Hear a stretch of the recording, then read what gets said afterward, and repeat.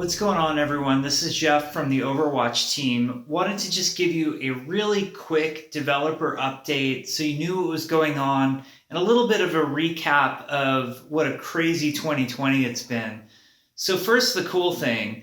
We are excited to introduce a brand new free-for-all map. Now, I know a lot of you weren't expecting this to be coming. As you know, our big focus is Overwatch 2, which we will be talking about more in February with BlizzCon Online coming up. But one of the cool results was we wanted to grow the team size in order to make the game that we're making. And we hired this really amazing level designer by the name of Morton. And as we were getting Morton up to speed on our tools and how we do things on the Overwatch team, we asked him to experiment and make a free-for-all deathmatch map. And it was so good that the team wanted to bring it to full production. And the art team did some amazing work on this map. It's called Kanizaaka.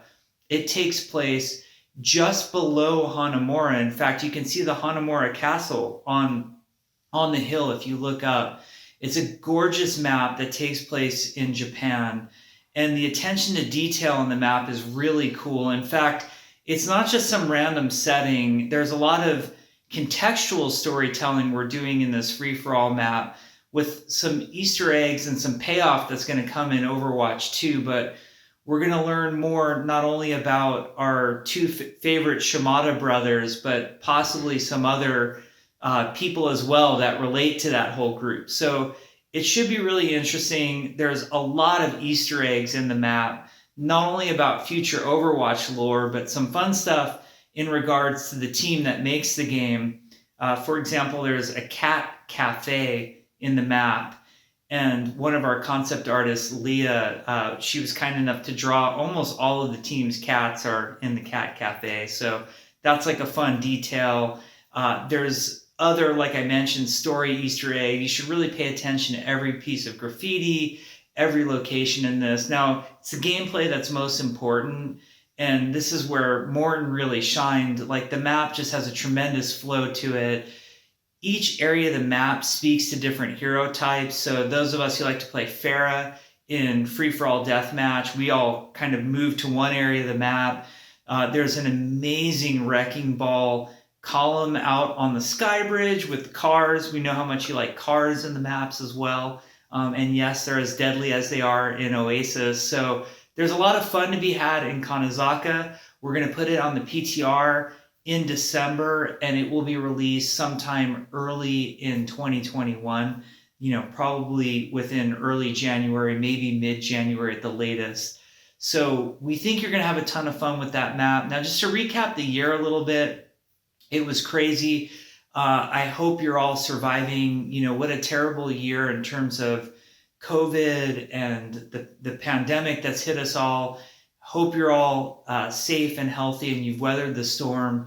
With that said, we were able to make some really cool stuff. We released Echo, who has been a tremendous hero in Overwatch. We were able to update all of our seasonal events, many of them getting new variants and new cool ways to play the seasonal events that recur every year in Overwatch. Plus, we introduced a lot of what we're just calling our micro events. We had Mardi Gras Ash, Comic Book Tracer, multiple Symmetra events, Maestro Sigma, plus releasing, some of the great music from Overwatch for you all to experience.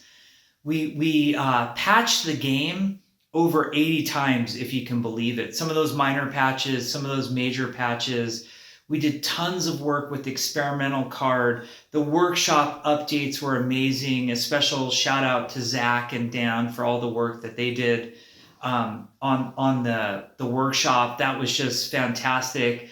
We made great strides in anti-cheat, and we fought behavioral issues with things like our new profanity filter.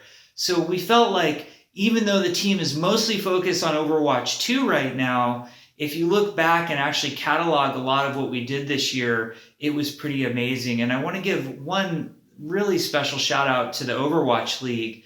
They had fantastic plans and were well underway for all of these amazing homestands. And some of those homestands actually happened in early 2020.